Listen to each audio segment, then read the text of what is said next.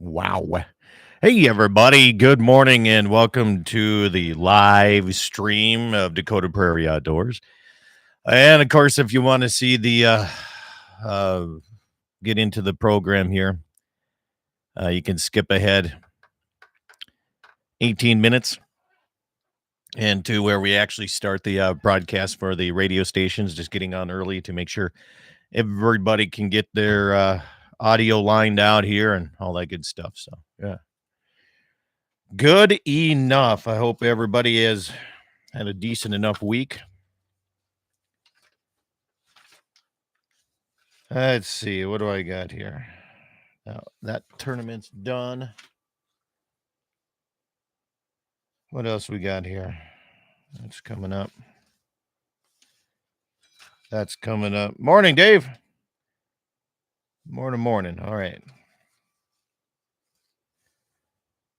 All kinds of good stuff going on here.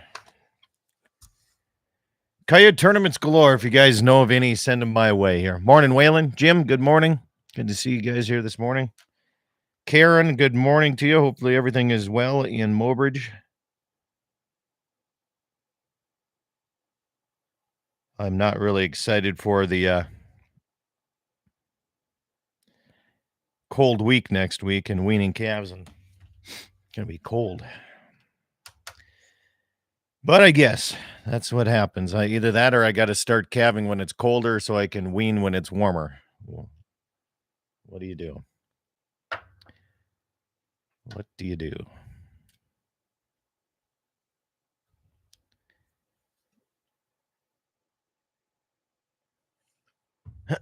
Well,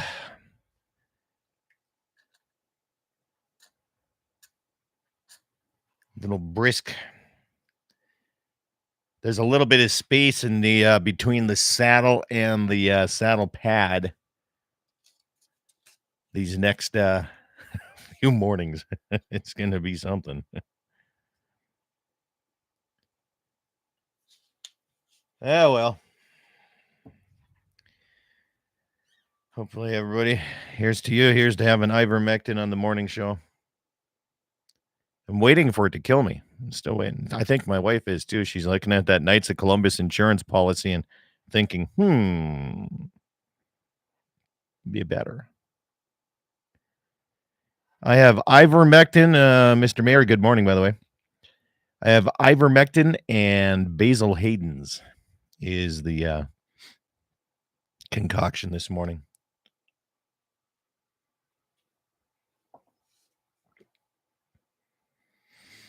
I'm trying to remember, has it been? Time flies. When did COVID start? Is it 2019 or 2020? Was it the spring of 2020? Something like that, was it? Anyway, just trying to remember how long I've been doing this. But then again, yesterday I did, it's nice being ambidextrous. So I had a vaccine gun in one hand, ivermectin gun in the other, and I was giving calf shots and pouring them at the same time. And you get some overspray on that, especially when you have to switch out bottles. And then the second time around, when we ran the cows through, I was in the area where the other person that was spraying or pouring a little bit of overspray, right? So the spring and the fall is kind of nice every once in a while because you get an extra dose of ivermectin coming out there. So there's that. Wayne, I got to send you a picture really quick here.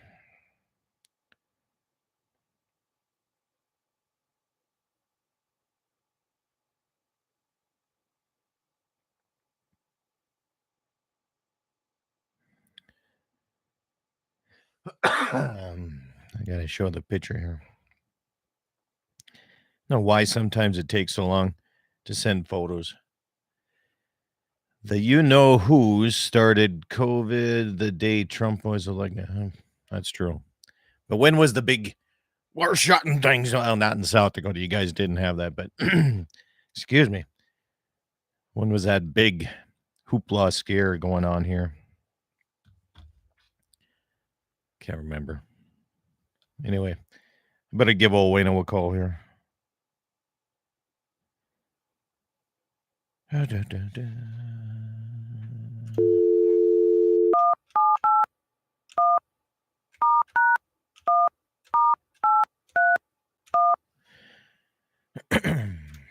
Oh,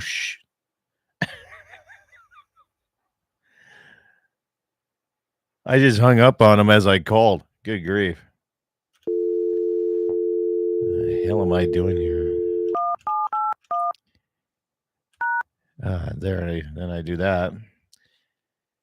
Oh, it's been a long week here.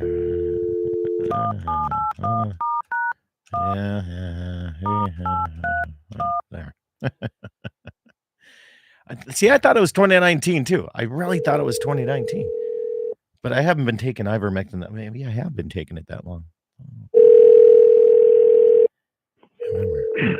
Hey, good morning, Scott. Good morning. How are you? I'm good. How are you doing there?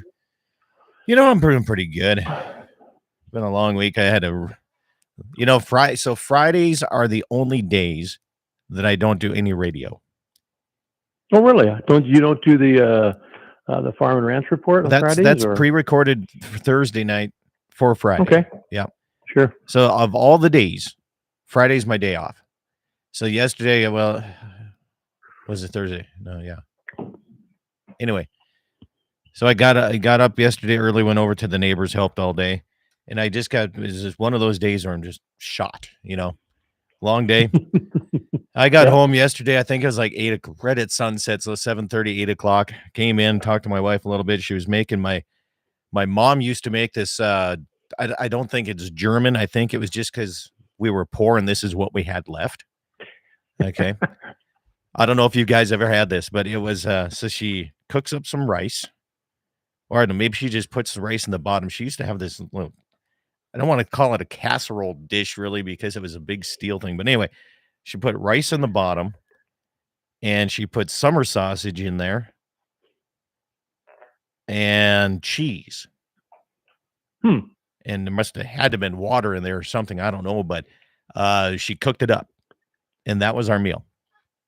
Right. And I tell my wife this every once in a while. It's like, I kind of really miss my mom's cooking. Not only that, but she could cook really good German food. And I miss the German side of things. Sure. And last night I got in and my wife was making me the rice, summer sausage and cheese. And then of course she puts in some healthier stuff, mixes in some veggies and everything in there. So I was sitting in a chair. She brought me a dish of that. And I don't know if I had the last bite swallowed and I fell asleep in my chair.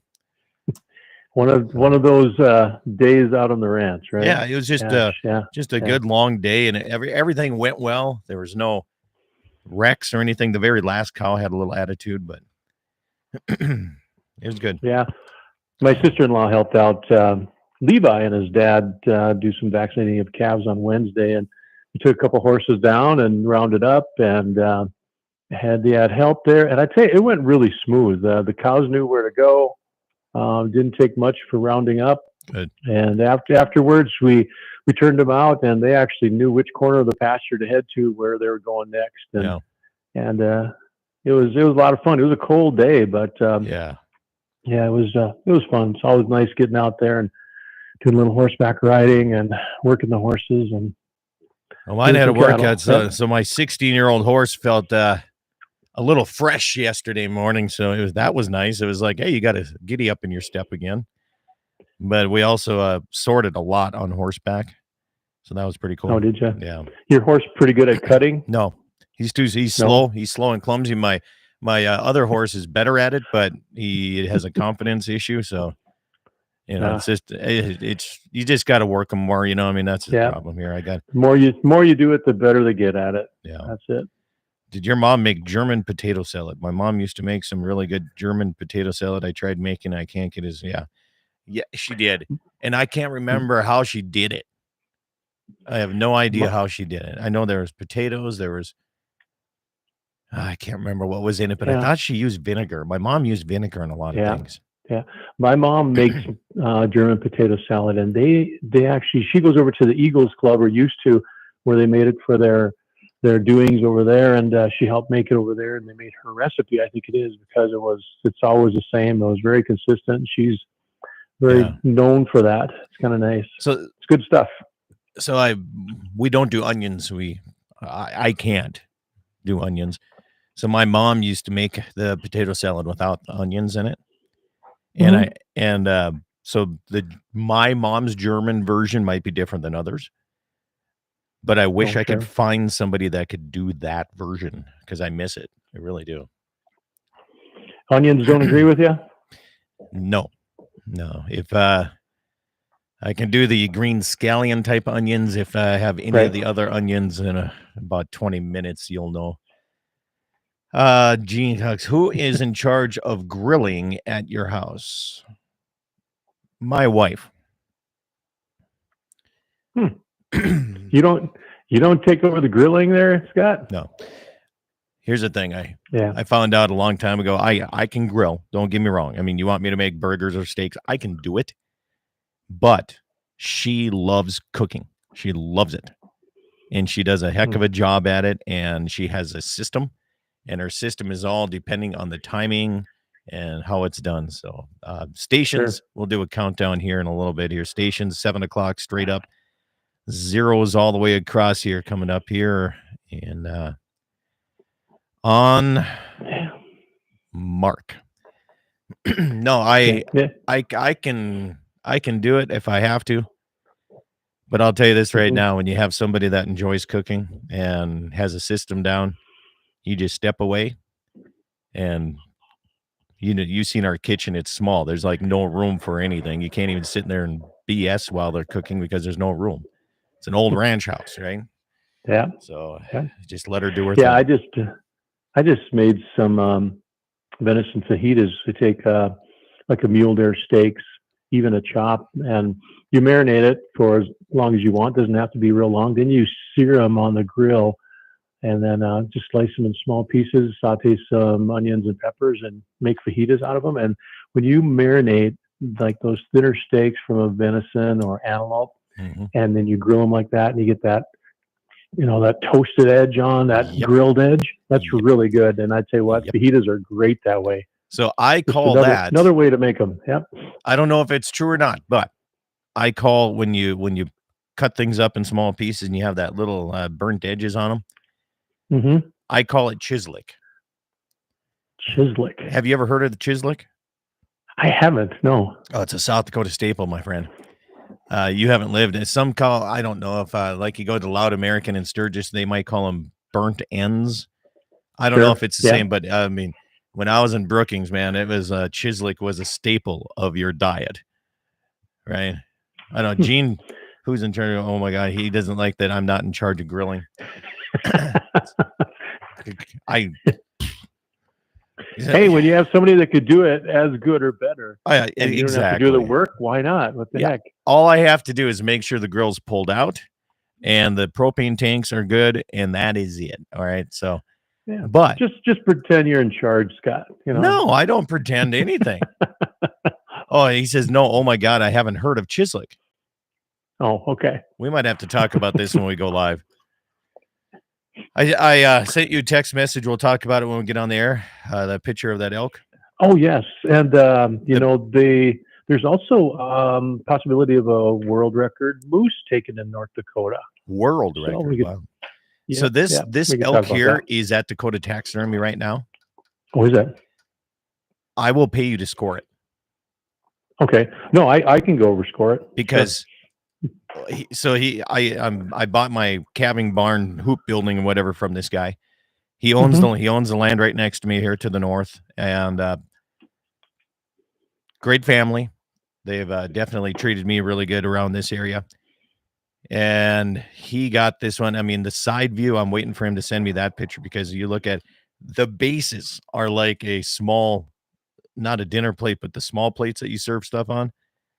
Like got to be 8, almost 9 inches across, man. It is unbelievable.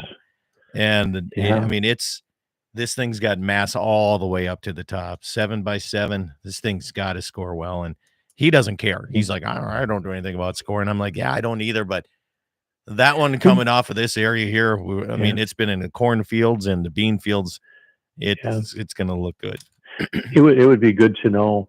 If you remember many years ago when they had the depredation hunts off the park in August, there were several bulls that were taken in the 390s or 400s. I think that was the year that Jim Fugely shot that non-typical.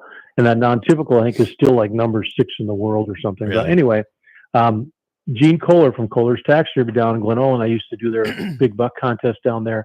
He had one of the elk racks there, and the G3, which is normally the shortest time, was as long as my arm. It was unbelievable. And those are scoring close in the 400s. And it's something that's not seen very often, the bulls that are that big. And this is another one that is absolutely monstrous. This is a stud. This is a stud elk. Yep. Yeah, we've had some good success up in the area. I actually have a guy that just drove through here before we started the program. He's 75 miles away. It's still a neighbor, I mean, you've been out here, and we do that. So, all right. So we got about a minute 20 here. Eric, the 21st from the month there from the garage. Morning, Eric. Gene says, I'll drop off some original South Dakota real mutton next time I go to Missoula. I'll tell you this, Gene, my wife loves mutton. Really? Yeah. She's a foodie. She is one of those person that she will try everything. As you can tell, because she's married to me, she finds the good in almost everything. Okay. Right? Hey, Dixie's a good gal. We got to give her. Yeah. We didn't care as much for mutton as we did for lamb. Lamb was always better, I thought. Yeah, they used to have a big lamb thing down in Ludlow at the fire hall down there each year for their fire department, but they haven't done that in a long time. All right. Less than 30 seconds, Wayne. I'm going to turn you down and go quiet here. Stations, 25 seconds to showtime, going on 20 seconds here on Mark. We'll be back starting this baby out here. Scott Bulgy, good morning. Good morning. I didn't ultrasound my heifers yet. John said you might be looking for some open heifers. I will be doing that probably the first part of November. I'll let you know. Stand by.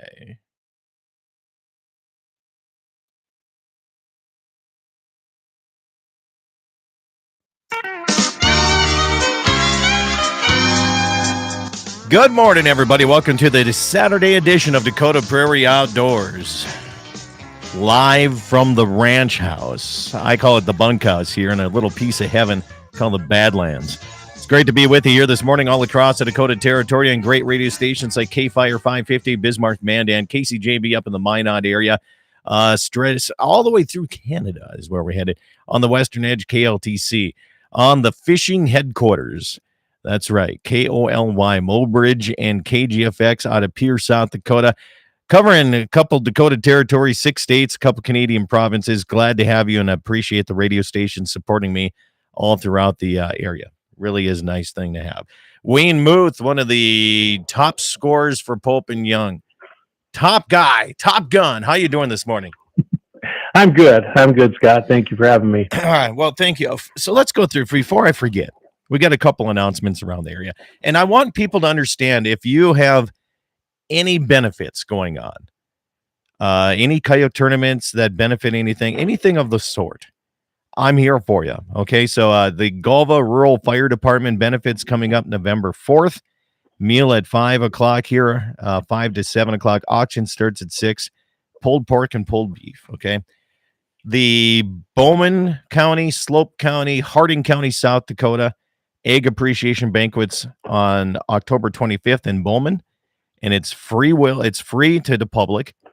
And they're honoring Mark and Stephanie Kellner this year. So I like egg banquets. I really do. I think that's a nice thing to do. Coyote tournaments, Wade, coming up. The Cheyenne River Classic Coyote Tournament coming up next weekend, October 28th. Coyotes are in full prime right now. They look great. Miles City, Montana AAU wrestling team present a tournament each and every year. This is their 18th annual one, raising money for their wrestling people, and that's coming up in January. And then next February here already, the Rock Lake Booster Club is having their coyote hunt and raffle starting February 16th. So a few of them coming in already, Wayne. And, the nice thing about coyote tournaments It's a great way to go out and have fun and take care of a menace, and it's also a great way to raise a little bit of money too. Yeah, exactly. Well, and the thing about it is the pursuit of the coyotes lately, the last year especially, were down. I think because of gas prices. There's no fur prices, so it's a good time to get out there, get involved in one of these with benefits, and shoot some coyotes. And have you seen, with your experience with these tournaments, early on, are they a lot more successful? You're shooting more pups. They're easier to call in than later on. Yeah, I think on average you could say that. I think, when I was doing the Williston Coyote tournaments up there in October and anything in like October, early November, it seemed like the 1-day hunts. I mean, some of these guys are bringing in 21, 22 coyotes. I mean, at least in the upper teens in a day. Yep. And I a lot of them are pups, but some of these guys are just good. And you can't get better unless you compete against better people. And that's why I was doing that for so many years. And then I don't know. I don't know if it's getting called lazy or trying to get more people back to help the benefit, because ultimately I enjoy helping people with benefits. You know that. Right. Speaking of which, next Wednesday, I'll be up in your area. You need to come over to the Elks Club. And the reason is each and every year I do 2 events for the Bismarck Cancer Center as an auctioneer. This one is Bucks for Bras, where we raise money for breast cancer. Okay. Now Borrowed Bucks closed down, so they moved it to the Elks, but they're still calling it Bucks for Bras. And then we do boxers and beer, and that is for the what's the guy cancer? Prostate cancer, right? So I help with both of them because the Bismarck Cancer Center when my dad had cancer, they were great with it. I really believe that's a great way to put money toward, right? So I help them out. All right. But when it comes to the other side of things, you got some of these benefits that are going on in fire departments. Maybe it's a local member that got injured or has some medical troubles. Some of these coyote tournaments, they raise them scholarship money for kids to go to college, right? I mean, it's expensive anymore to go to college. So, I mean, that's the kind of stuff I'd like to go. So what you can call it lazy, but I went to the 3-dog tournaments. Because the reason I like the 3-dog tournaments is because almost everybody shows up back at the tournament. When I was doing the 1-day tournaments where you got to bring the most coyotes in, if you got 5 or 6 coyotes, maybe 10 coyotes, you weren't even in the running for money, not even close to being in like the top 15 places. Wow. Right. So I saw a lot of people come back. Half of the teams would come back. The other half didn't even bother. So then you go to these 3-dog tournaments or 4-dog tournaments where almost everybody might be able to bring that in. So they're in the running. They all came back and supported that benefit even more. Sure. So that's the reason why.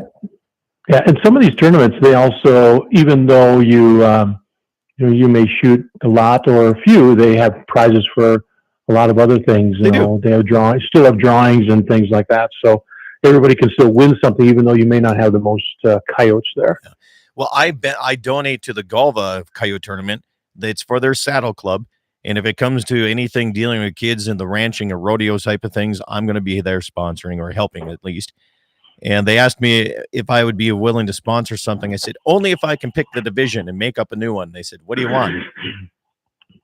If you get skunked during the whole day, your name gets put in for a gun that I donate. So if you have 0 coyotes, you had the worst day in your life, at least you have a chance of winning a gun. There you go. So good idea. Yeah. That way it brings them back, right? At least it brings them back. Maybe spend a little money at the bar or whatever it is, right? So, sure. Yeah. And keeps them involved in the hunting and maybe get some more kids out there or something too. So, but yeah, definitely the more coyotes are in October, November. And I'll tell you right now, moving cows on Thursday, I moved them out of our south pastures up toward the dog town. Holy cow, there's coyotes out there this year, Wayne. I seen hands down, I seen more coyotes than I seen deer. Wow. Easily. Yeah, well, we gotta come out and do some coyote hunting then. Yep. I'd love to get out and coyote hunt. We usually do it a few times during the year. I don't go to any tournaments, but Usually too busy bow hunting or something else, it seems like. But I want to hold a tournament. Yeah. I'd like to have a tournament, a Dakota Prairie Outdoors tournament, where a guy could do it, like completely be honest with me, and do it throughout North and South Dakota, and do it virtual. Where you send in photos and but how do you keep people from cheating, right? You'd like to give everybody benefit of the doubt, but it's kind of tough to do that. Yeah. Especially when there's money involved. Oh yeah, for sure. Well, I tell you what, come on down and get some coyote hunting in. Right now, they're just furred up so nice. And also I've seen one of these tournaments have an ugly dog contest, and I think that's a great idea too. They always come up with new ways, and like the Sturgis one I used to do, Sturgis ambulance used to do one down there. It was 3 dogs is all you could check in, and that included big dog, little dog. So if you wanted to gamble and you're like, man, I want to win little dog, I want to win big dog, but I have 3 here and it goes by total weight for the top. It was a good way of gambling, and I think that was a good way of doing it. I missed that tournament with Sturgis to bring that back. Yeah. Interesting. Yeah, that's nice. You could put some twists on it, that's for sure. So did you get the magazine that I sent you? Not yet, no. You haven't. I sent you a magazine. It's the Dakota Country magazine. It's for October. I have an article in there called After the Harvest. It kind of gives the bow hunters a guideline of how to go get your animals scored and such. So that's kind of a nice thing. We'll touch. Hold on, we're up against our break. We'll touch on that. We'll start with that as we come back here, because I got some questions on scoring too. Wayne Muth, scoring, coming up your way right here on Dakota Prairie Outdoors. For over 80 years, Dakota Community Bank and Trust has been your locally owned hometown bank, an honor we take great pride in. And our customer satisfaction has always been our most important goal. We've gone along with the communities we serve and will continue to do so with our pledge of modern banking convenience with old-fashioned hometown service. From remote deposit options to online mortgage applications, we are happy to serve you wherever you are. Learn more at dakotacommunitybank.com. That's dakotacommunitybank.com. Pfeiffer's Auction and Realty would like to invite you to their next land auction, Monday, October 23rd, 427 acres of land in Morton County. Also on Monday, October 23rd, another 151 acres in Barnes County. Tuesday, October 24th, 481 acres in Webull County, Montana. And also on the 24th, another 638 acres in Fallon County, Montana. And the next equipment auction will be Thursday, October 26th, the Bronneman Estate Equipment Auction in Belle Fourche, South Dakota. For more information and to bid with confidence, go to Pfeifers.com. East Greets West, an annual fundraiser for the North Dakota Cowboy Hall of Fame, scheduled for October 20th at the Valley City, North Dakota Eagles Club. This fun event begins with a social at 5, followed by a delicious dinner, and a very lively auction takes place following the night's keynote speaker, Jeff Gould, telling America's story. Uplifting, touching, and profound, it's a presentation that inspires listeners to consider the sacrifice and blessing of our nation's history. Tickets for this event available at northdakotakowboy.org. East Greets West, October 20th at the Valley City Eagles Club. MoPro Guide Service, the best on Lake Oahe. Brent and his staff will give you the most enjoyable fishing experience, always having the latest in electronics, gear, and the most comfortable Lund boat on the water. Fish with somebody who lives in Mobridge, South Dakota, the heart of Lake Oahe. If you need a place to stay, the Morest Motel has newly updated rooms with free internet, a family-owned and operated business. Go to OaheWalleyes.com. That's OAHE Walleyes.com for the best fishing experience Lake Oahe has to offer. Rockin' 7W has all the panels you need. Freestanding panels, windbreak panels, feeder panels, and the original protester panel. You can custom order sizes to fit your current operation, or you can start from scratch. Rockin' 7W also does trailer repair on any size trailers, mobile welding, and custom cattle hauling. Call Justin at Rockin' 7W at 701-206-1030. That's 701-206-1030. Rockin' 7W, the farmer and rancher's go-to guy. Western Frontier Insurance, agents that understand you, your needs, and the community. Whether you're looking for coverage on your farm, ranch, home, or auto, you can trust that Western Frontier Insurance will find you a combination of price and coverage that works for you. No fancy jingles, no talking boxes or talking animals, just good neighbors helping to keep you covered with price in mind. Western Frontier Insurance. Offices in Hazen, Washburn, Wilton, Bowman, and Hettinger. As an independent insurance agency, Dakota Community Insurance partners with leading insurance companies to offer products that are designed around you and your farm insurance needs. As a leader in farm and ranch insurance, we can help you to minimize the risk to you and your operation, including farm equipment, livestock, farm buildings, and crops. Stop into your local branch to visit with our insurance agent or visit DakotaCommunityBank.com. You can rely on us when nature strikes. Dakota Community Insurance. At Dakota Community Bank and Trust, that's what we do. Pfeiffer's Auction and Realty would like to invite you to their next land auction, Monday, October 23rd, 427 acres of land in Morton County. Also on Monday, October 23rd, another 151 acres in Barnes County. Tuesday, October 24th, 481 acres in Weebo County, Montana. And also on the 24th, another 638 acres in Fallon County, Montana. And the next equipment auction will be Thursday, October 26th, the Bronneman Estate Equipment Auction in Belfouche, South Dakota. For more information and to bid with confidence, go to Pfeifers.com. East Greets West, an annual fundraiser for the North Dakota Cowboy Hall of Fame, scheduled for October 20th at the Valley City, North Dakota Eagles Club. This fun event begins with a social at 5, followed by a delicious dinner, and a very lively auction takes place following the night's keynote speaker,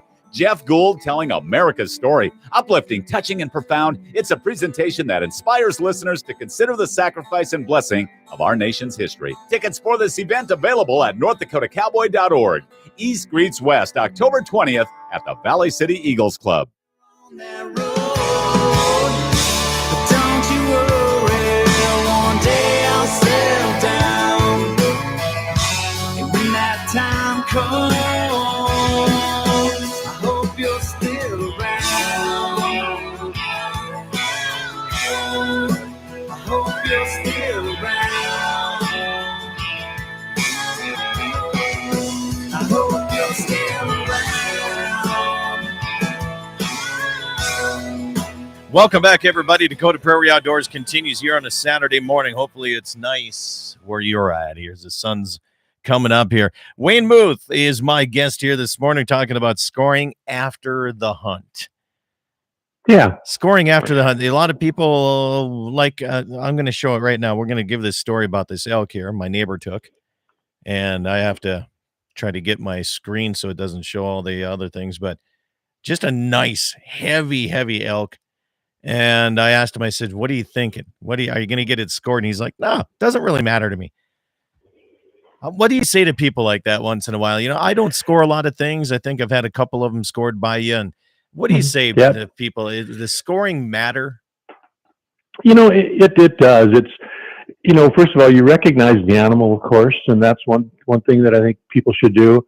And you're recording that a big animal is happening. Is it part of a bragging board? I guess you could say that if you want, but it also helps with, you know, tracking these animals from Boone and Crockett or Pope and Young. They have these trends that they can give game and fish departments if they're seeing the same things. I think if we would get some of the reports from Pope and Young, for example, of what we're seeing in the western part of the state, you'd see the same trend, I think, that the Game and Fish Department are seeing, that the quality is kind of dropping off somewhat. So, you know, those trends and those reports are sent to these Game and Fish Departments, so that's part of it. But you also support probably some of the better conservation clubs out there. You know, for example, Pope and Young, they promote, they preserve, and they protect bow hunting, and theirs is pushing bow hunting on that piece of it, and they do a lot of good and a lot of conservation. I know conservation can be a tricky word for a lot of people, but when you get an organization that promotes the hunting like they do and promotes the bow hunting, you know it's going the right spot. So, so you try and encourage them, give the animal the credit. You said the quality is going down. Is that a trend? You know, it sure seems like it. You know, we just haven't had as many Pope and Young mule deer out there. I don't think. I haven't seen as many. I haven't seen as many in the record book going through in the last year or so. Now, can that be that people just don't want to do it? But, you know, the number of people out there, you'd think that that harvest would be happening. So, and I think I see it. I know I've seen it in our areas, north and some south, that there's fewer big animals taken. And I think it's because, you know, of course we had the bad winter. We had the EHD that had some impact on it.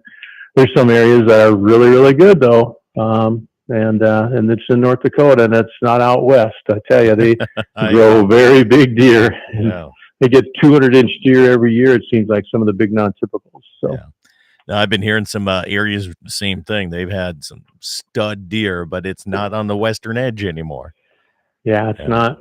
So, and it's, you have these trends per county, so you can really tell where these trends are happening too. So, yeah. So we were talking about scoring after the hunt. So say I get a pronghorn down here the next day or two. Mm-hmm. I remember back in the day, I remember one of my neighbors taking a 2x4 and wedging it in between the antlers so it wouldn't shrink. Is that a thing? Some guys will do that for deer. For antelope, it's not going to make any difference because the inside spread has no bearing on the score for an antelope. For deer, though. Deer. Yeah, you're not supposed to alter those. If your measure would see that, they'd probably say, well, let's wait another 60 days, take it out, and let's do it over. So, that's they don't want it altered by any means. But so let's say if you shoot an antelope or a deer, if you're going to do a European, you could boil it out. You could boil the horns off the antelope and take that membrane out in the inside so it doesn't stink you up in 60 days. Yeah. And then just set it in a cool, dry place for the 60 days. Can't be in the freezer. If you do put it in the freezer, once you take it out, then the 60 days starts. So deer the same way. If you cut the rack off and you just lay it in your basement in a cool spot on the concrete, there's probably going to be less shrinkage than if you'd stick it in your attic and get it in the hot air, or something. Yeah. So. Well, let's go to the phone lines here. It's a 814 number. I'm not sure. I haven't had an 814 number. Good morning. You're on Dakota Prairie Outdoors. Who do we have here this morning? Oh, it might be a scam call here. They're trying to scam us already here. Holy Can you cow. believe that? I tell you what. Do you get those? Do you get those on every single phone that I own? I'm tired of people trying to scam and fish and all that kind of thing. So I haven't got one in a while. Okay, but back to scoring. So I mean, what can a person do as soon as you get it down on the ground to make sure that you're going to be optimal on getting the best score with the less shrinkage? Get it in a cool, dry place and keep it out of the sun, out of the heat. Keep that, keep it so it doesn't get in a lot of warm, dry air. Mm-hmm. I think you'll have less shrinkage. And of course, like velvet bucks will shrink a little bit more, so you have to be careful there. Those you can get, there's a tanning solution now that they can spray on those, and it really is nice, and a taxidermist use it. And you can get it at Shields, spray it on, and we're a little late for velvet now, although I had one of my friends that just came back from Montana, and he had a velvet buck that he shot. He and his brother shot 2 bucks out there. One was a velvet buck, and to me, I had him send me pictures because it is a classic EHD type of buck that did not lose his rack, and he had growth underneath, and he got this cactus buck look to it. The bases of this thing were the same as a pop can because he had pictures of it right next to the pop can. So I mean so you will get some velvet this time of year. Very rare this late, but yeah. If you see velvet at this point, there's something that happened, right? I mean, like you said, EHD or something. So if you said you can't put them in the freezer or anything, what if you want something that you want to send to your taxidermist, whether it is velvet or you want to keep the hide on or anything and take it? How does that work for the drying process and scoring? Well, let's say you're going to send it to the taxidermist. You don't have any solution or anything to dry it. Then stick it in your freezer.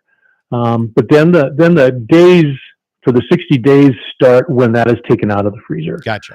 So that's just where that starts. And your taxidermist he can do whatever he wants, whether it's formaldehyde they inject or if that's the spray solution that they put on, so they can do it that way.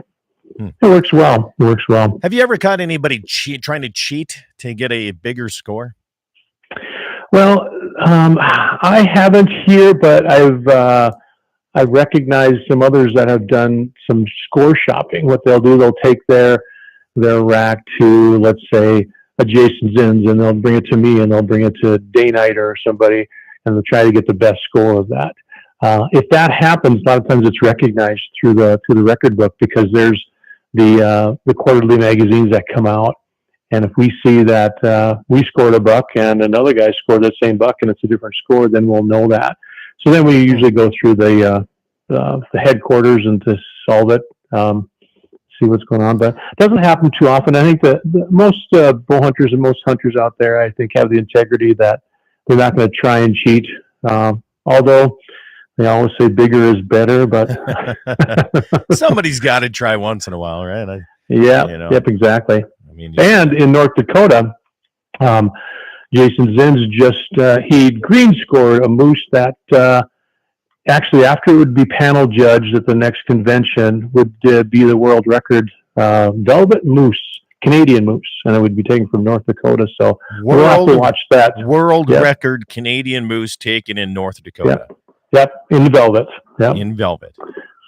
That surprises me. That's got to be big. What, it's got to be over 60 some, or is it 70? Well, I'm not sure what the width was, but it scored 182 inches net scored. So the current, I think the current, world record is around 168 inches of velvet. So, and the Canadian are a little smaller than the Yukon. The Yukon get much bigger. I mean, when I was in Alaska, my buddy and I, we ended up shooting one up there, and that one scored 211, and but that one was 63 inches, and it was the biggest nightmare of packing out you ever want to come across. Well, we're going to continue our talk about big animals. We'll talk about an elk that was taken around my neck of the woods here. And it's a stud here. We'll talk more of that and scoring. If you have questions, comments, feel free. 888-9-DAKOTA is the number. Back after these messages.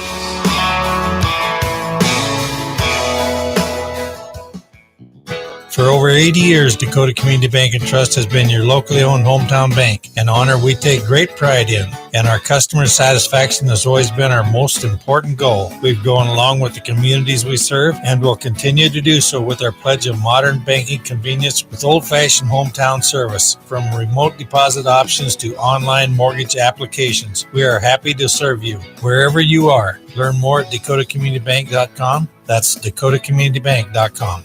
Pfeiffer's Auction and Realty would like to invite you to their next land auction, Monday, October 23rd, 427 acres of land in Morton County. Also on Monday, October 23rd, another 151 acres in Barnes County. Tuesday, October 24th, 481 acres in Webull County, Montana. And also on the 24th, another 638 acres in Fallon County, Montana. And the next equipment auction will be Thursday, October 26th, the Bronneman Estate Equipment Auction in Belfouche, South Dakota. For more information and to bid with confidence, go to Pfeifers.com. East Greets West, an annual fundraiser for the North Dakota Cowboy Hall of Fame, scheduled for October 20th at the Valley City, North Dakota Eagles Club. This fun event begins with a social at 5, followed by a delicious dinner, and a very lively auction takes place following the night's keynote speaker, Jeff Gould, telling America's story. Uplifting, touching, and profound, it's a presentation that inspires listeners to consider the sacrifice and blessing of our nation's history. Tickets for this event available at northdakotakowboy.org.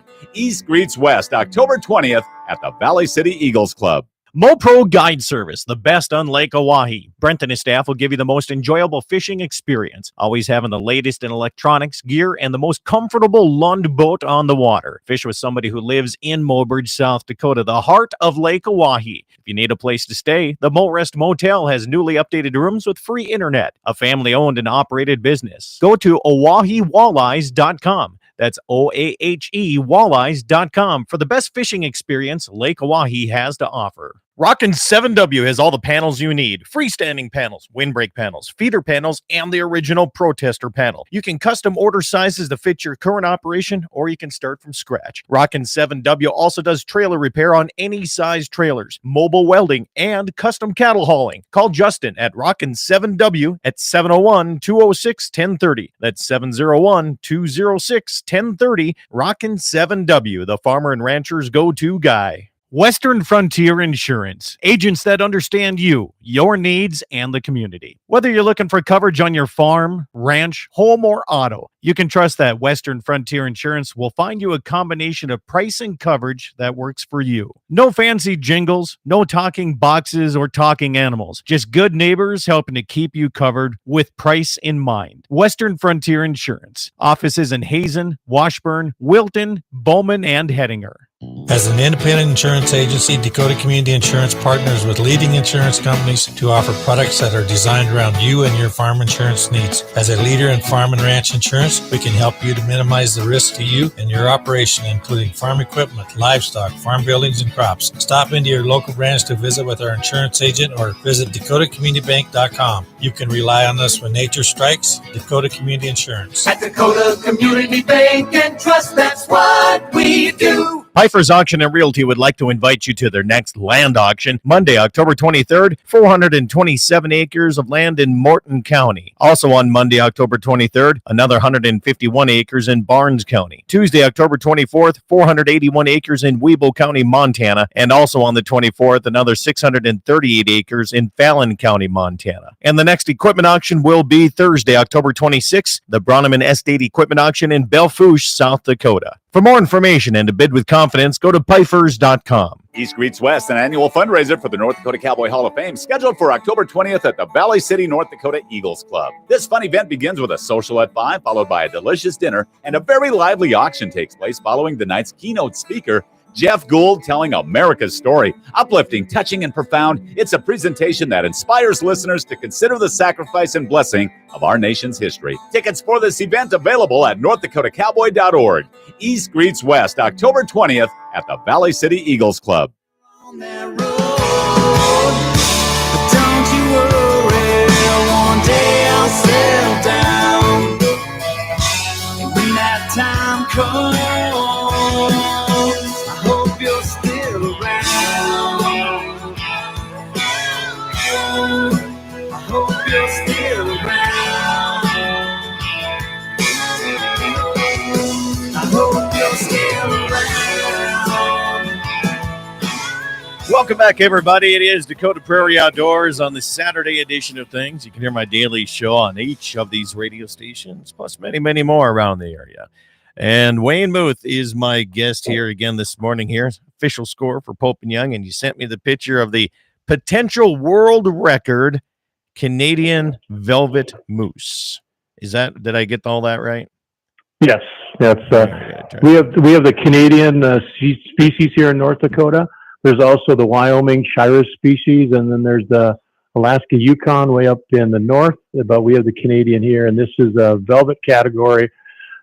You see, green scored, like I said, Jason Zinn's green scored him at about 182 inches or so. He may shrink a little bit, but I think even if he shrinks a little bit, he'll still probably be the world record. Now, they're not recognized. I guess they'd be recognized as a world record or a top score until the convention, because what happens is this will be called back into the convention.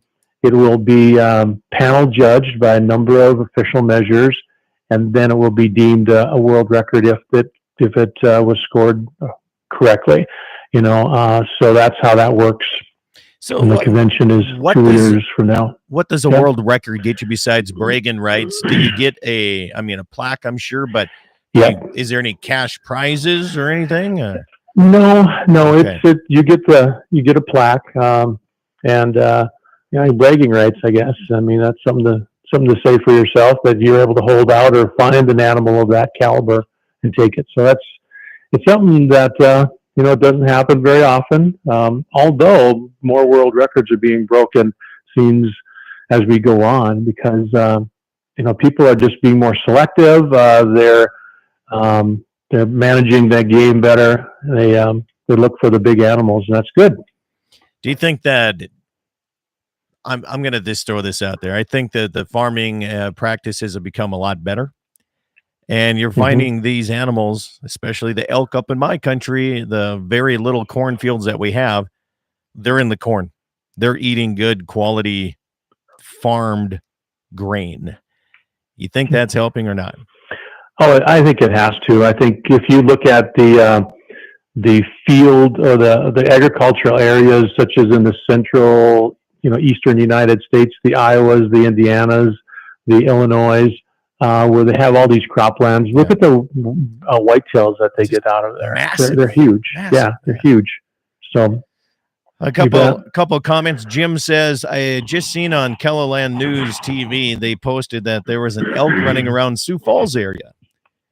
And Gene Cox says, in the Mobridge area, we currently have a bull elk running around here too. He says, on occasion, we even get a moose along the river. So, I seen elk in areas of this neck of the woods, Wade, helping neighbors down to the south. They're spreading out, man. They really are spreading. Yeah.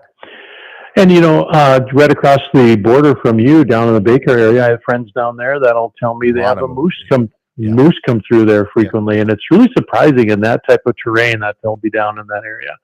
So that's it's pretty nice.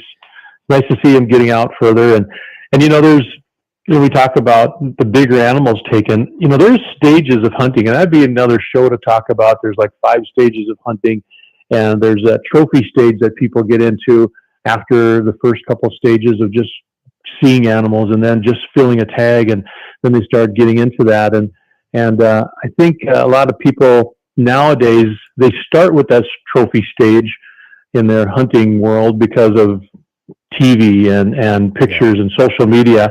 So I think maybe that's pushing the trophy aspect a little harder. I think so.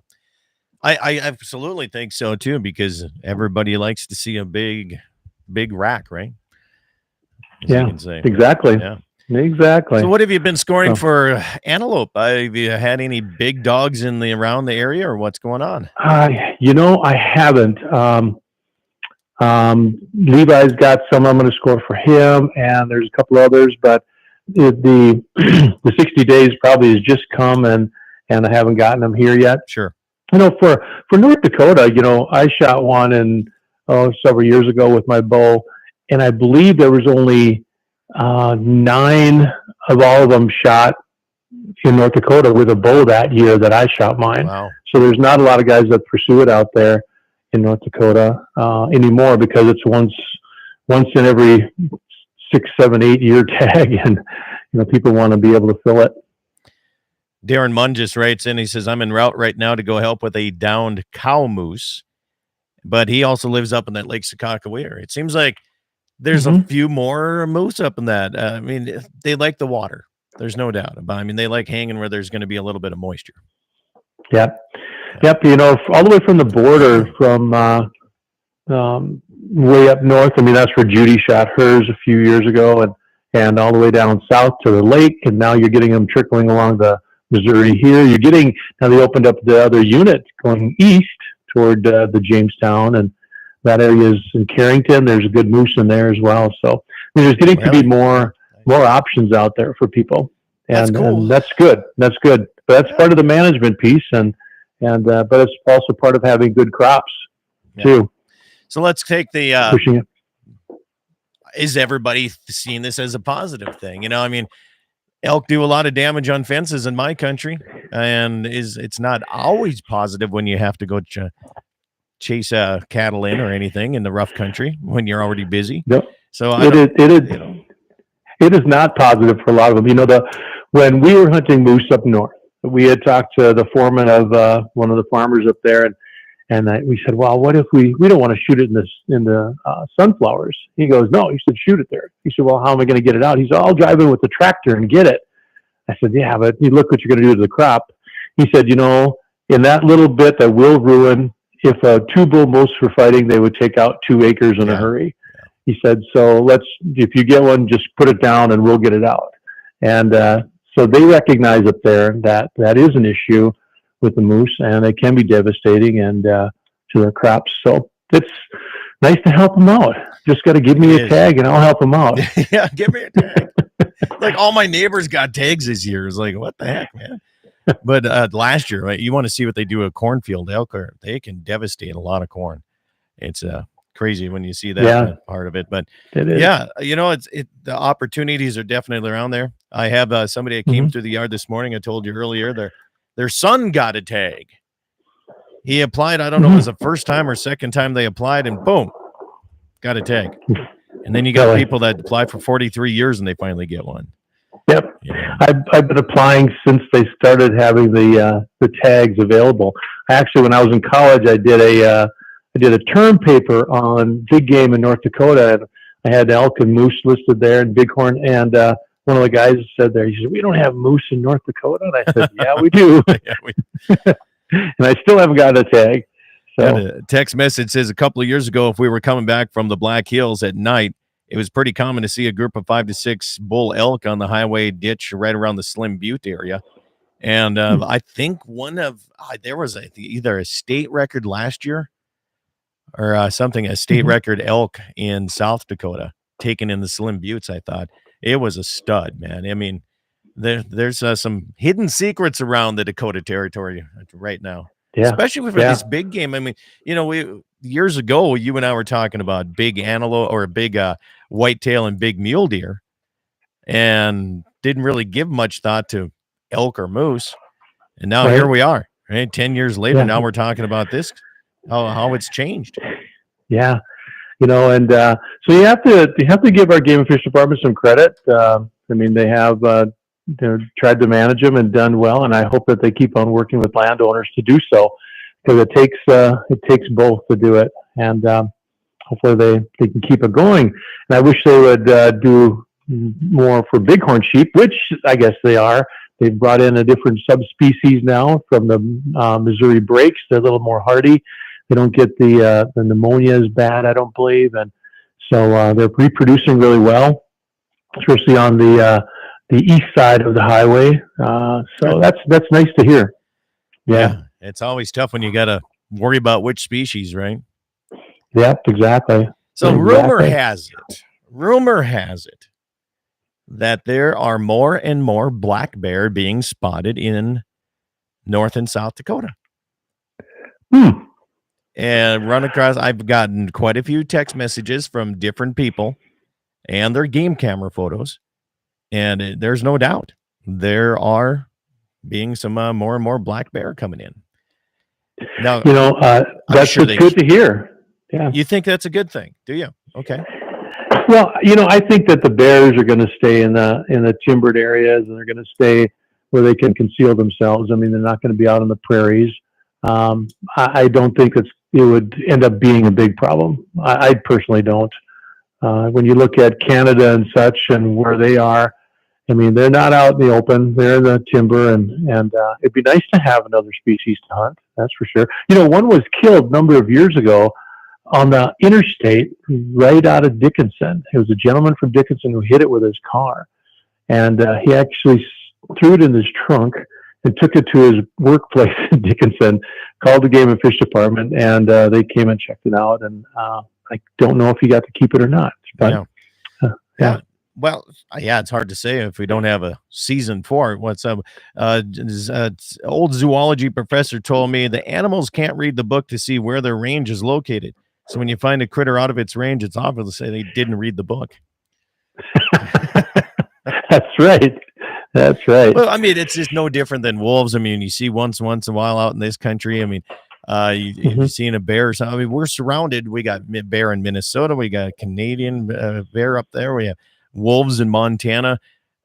There's always a chance of it, right? I mean, when you're surrounded by it, they're going to be expanding their territory eventually. Yep. And I have taken prints, which I believe are wolf prints, pictures of them. I've taken pictures. I was hunting with my youngest son at the time, and I came across these tracks in these soft sand dirt, and I took a picture of it with my broadhead next to it. And then I thought, it looks like a lion track. And it just kind of glazed over. I didn't look at that close. And then when I got home, I'm going, well, this is a canine track. Yeah. And it's huge. And there's no dogs in this area. And I took it to the Game and Fish Department.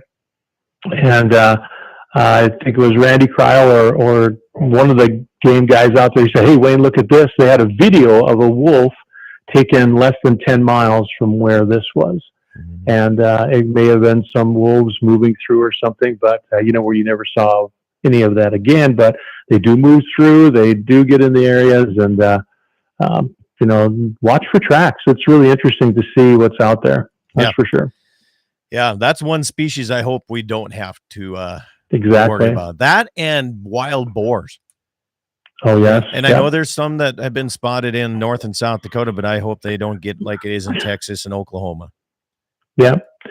Yep. Several years ago, they had some in the Badlands, and I know that guys were out there saying, "Hey, if we see them, we're going to shoot them." And then I think the following year, the Game and Fish Department set out a notice that they don't want you to do that because it could be, they may not be feral hogs. They could be some ranchers or farmers that they got away. So, so you understand that, but when they're out rooting around and tearing up the landscape, that's not good either. Yeah, they do a lot of damage. If you've never hunted hogs and seen what the damage they can do, it's impressive. Not good. It's crazy how much they can root up in a night. But exactly. I guess we don't need that. I mean, it's fun to go down and hunt someplace else, but it's just like prairie dogs. Oh, they're so much fun. They're so much fun until you own a section of them and you're like, oh, it's what a waste of land. Yeah. I just want to get rid of them. Yeah, and I don't know. Are you familiar if they're good eating or not? Like a regular harm, like a farm hog, like a wild hog? I don't know.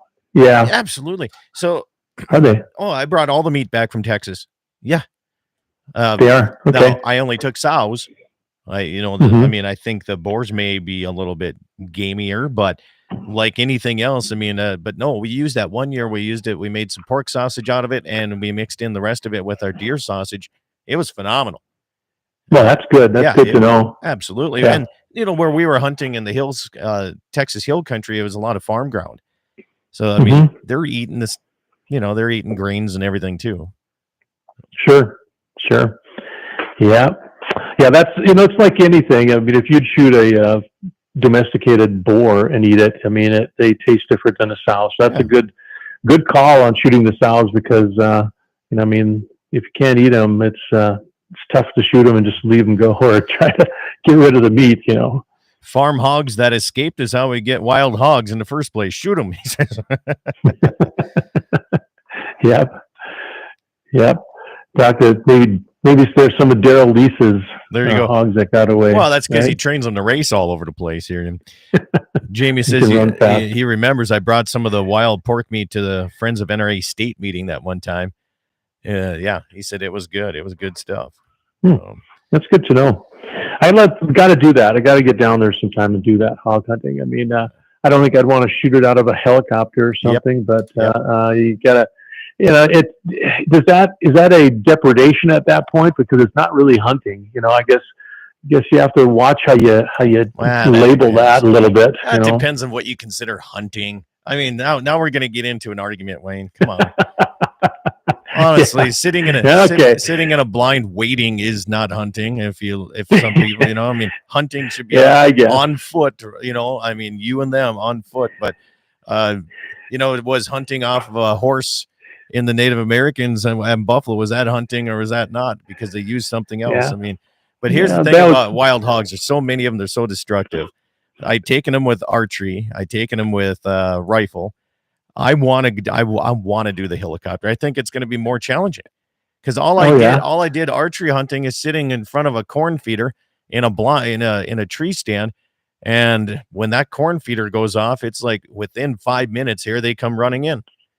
Oh, really? Is that hunting to me? No, that was waiting. I waited for a corn feeder but the owner of the property was like, just shoot them all. Yeah. He was like, why don't you take your AR? I'm like, because I want to get one with my archery. He's like, but you're only going to get one. I want you to take all of them.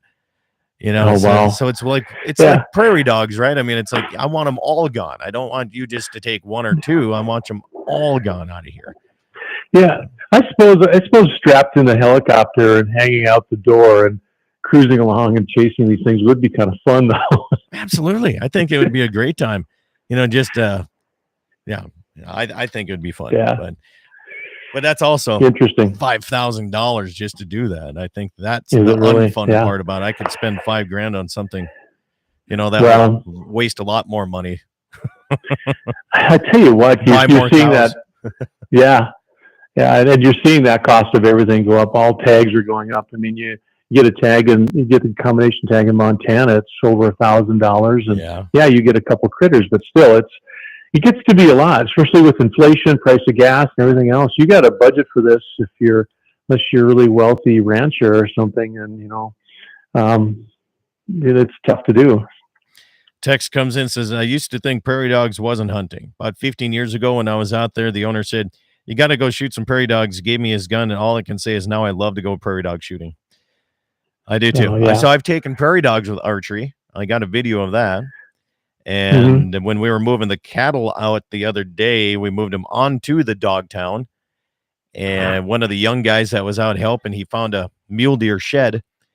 And these prairie dogs, they were so used to us. There was one about 20, 30 feet away from us, and he tried sneaking up. He got about 5. He was waiting there about 5 feet away from the hole, thinking if the dog stuck his head out, he was going to try to stab it with the antler. Now, isn't that better than video games? Yeah, right? Yeah, I would say so. There you go. That is. That's Scott. That's baiting. Okay, it is baiting. Yep. I have a friend who went hog hunting down south. Just used a knife to get it. There you go. I've seen that. That's impressive. If you're just using I seen people just using spears but man, they can get some mean animals. That's going to be some gutsy people.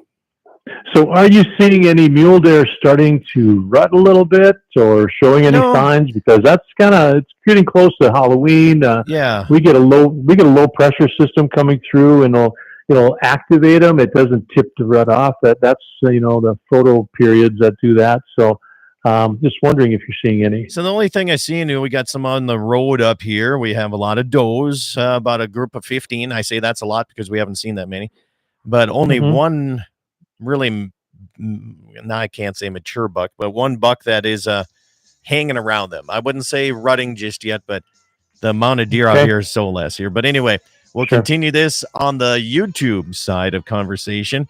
Thanks for tuning in this morning all across the radio side of things in the Dakota Territory. I'm Scott Bachmeyer. Have yourself a great weekend. Eat some meat, drink some milk, wear wool and fur and all the good stuff that makes America happy. All right, stations, thank you, YouTube. But yeah, I like right over the hill on our hay fields, maybe 15, 20 does. That's the most I've seen the entire year. This weekend, here in the last 3 days, I have ridden over 12 sections of land, and I've seen 3 deer. So when I'm riding it hard enough to kick them out of everywhere right now. So I'm a little bit, I think my archery tag, I'm hoping my buddy down by Scranton will let me go down his way. And my rifle tag, which is a gratis tag, I just can't bring myself unless I see something. I just can't bring myself to use it up here on my property when there's so few deer. Yeah. I have a tag for down south, south of town here a ways, and it's an any antlerless tag because I couldn't get anything else. So I'll go down. I know that some of the guys down there have got a fair amount of deer in pockets, so it should be okay there filling that. But it's tough. I'll be back out there next weekend, up north farther and out west, and hopefully I can find something that I can maybe pursue with the bow. I did get on some early in the year that were pretty decent, but not a lot. There's still a fair amount of does in certain areas, but I tell you, it's the bucks are not as many. But with the rut coming on, they'll show up too. Yeah, that's what I'm hoping. Hopefully, they're hiding somewhere. Waylon says the mule deer are definitely outnumbering the whitetails at the farm at his place. I've seen that. I think the mule deer are moving east faster and more. I mean, they're just expanding their territory as well. Well, Waylon's not far from me here. Maybe he could set something up and I could come down and shoot something on this place. Take a doe. Yeah. So I haven't looked at the moon phases either. I don't know if a lot of people do that anymore. And it's not as if I don't hunt during a certain moon. It's just when you hunt it or when you focus on it helps, knowing what moon phase is out there, especially during the rut. So, if you have a buck tag, it's good to know some stuff like that. Yeah. Yeah, I don't know. I've never really hunted moon phases before. I've never done much of that. Yeah, when we have mule deer, when we have buck tags for the Badlands, for example, if you have a full moon, you're better off concentrating more in the afternoons and evenings because they breed so much more at night or so much more active at night. In the mornings, they usually rest. So then, if you have a new moon or a dark moon, the mornings are better. So it's an interesting concept. It's something that, it's really weird, Scott. You start writing, doing articles, you start writing things down, and you're starting to recognize, okay, gosh, that is such a consistent thing that we're finding. And you keep tabs on things, and it's like, wow, you should be taking notes and doing journals all the time. Yeah. And guy doesn't do that. I also have another article coming up in Bowhunter magazine too, and it's antlers start to finish. And good pictures in there. There's a bunch of pictures, so it'll be a feature article in January. So nice. we'll have to get you one of those too when they come out. Absolutely. So yeah. Gene Cox already says full moon is Monday after Thanksgiving. He's already looked that up. And Waylon says, I saw Mr. Muth at the mule deer function at the Moose on Thursday. Didn't get time to talk, but did win a gun though. Look at that guy.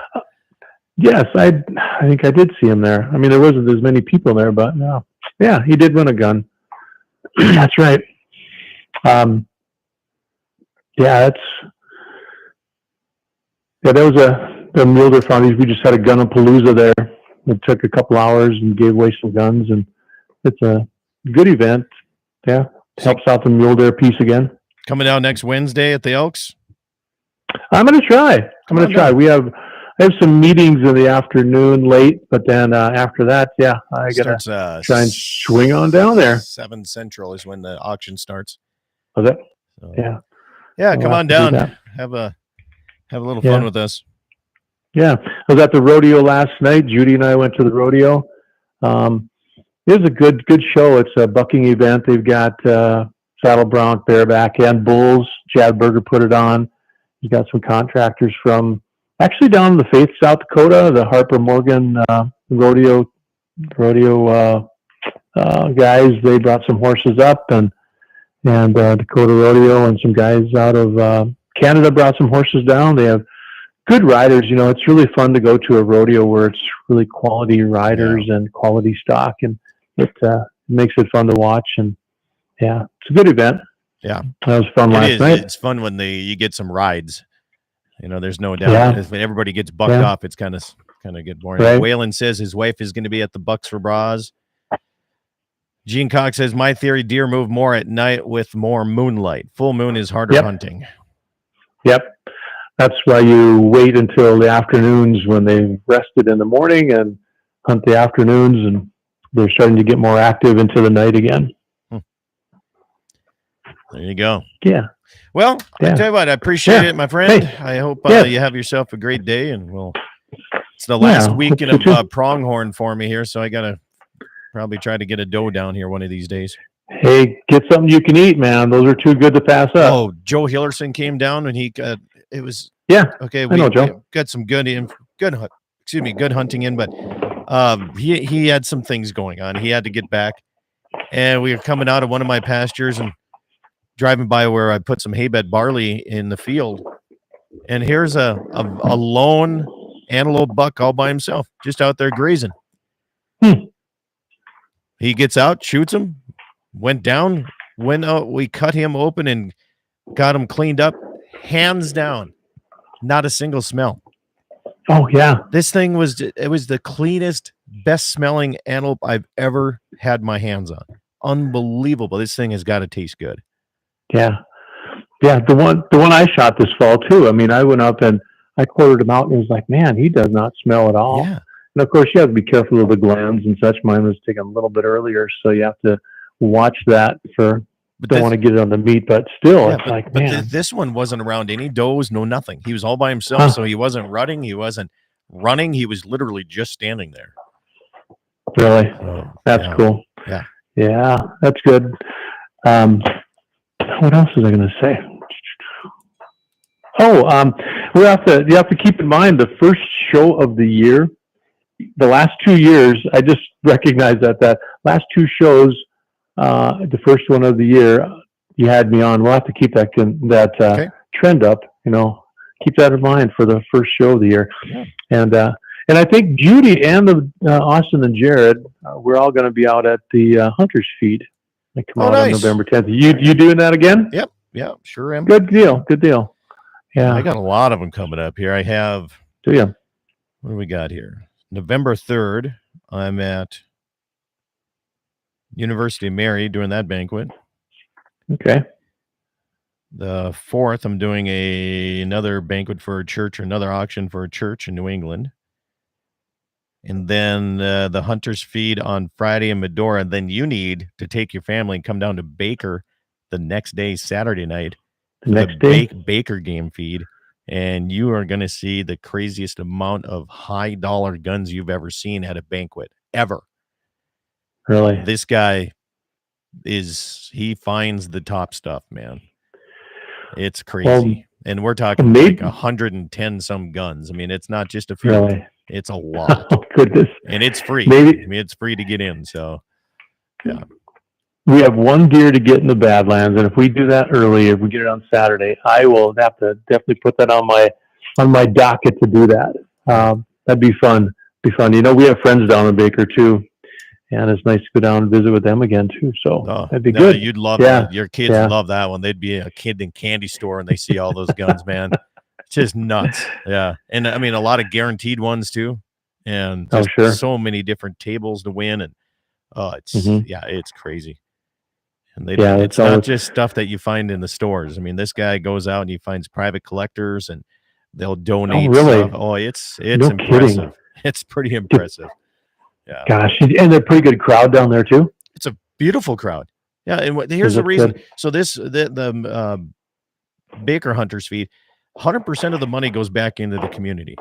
I mean, they put siding on churches all in. I mean, we're talking the tri-state area. Last year they asked the Bowman Wrestling Club and the Plevna, was it Plevna or Weibo, to come and help run the games. And and they gave each one of those clubs $25,000 before they even showed up. That's how confident. Oh, really? Wow. Yeah, we raised like 150 grand just off the auction. Mm-hmm. So I mean, it is stupid. Yeah, when we go, and Plevna does a good job. They have their firemen's dinner on the opening weekend of antelope season in Montana. Because when I went down, we stayed at my friend's place, or actually we stayed in town, but my friends, they said, hey, we're going to take you over to Plevna to this dinner. And they had it at the fire hall, and it was lines all the way out the door. They served sausage and pancakes or something. And it was really good, and it was fun. Yeah. So, they do a good job of promoting their communities and really making money for the communities and doing a good thing. That's nice. Great thing. It's nice. And I'll support that all day long. Yeah. Yeah, I know. That's good. But, so if you ever run into needing an extra hand at some of these, give me a call. I mean, if I'm not doing anything, let me know. I can help out if you need. If Jesse's not going to be there for you or one of the other guys. So yeah. All right. Yeah, give me a buzz, man. Yeah. Do that.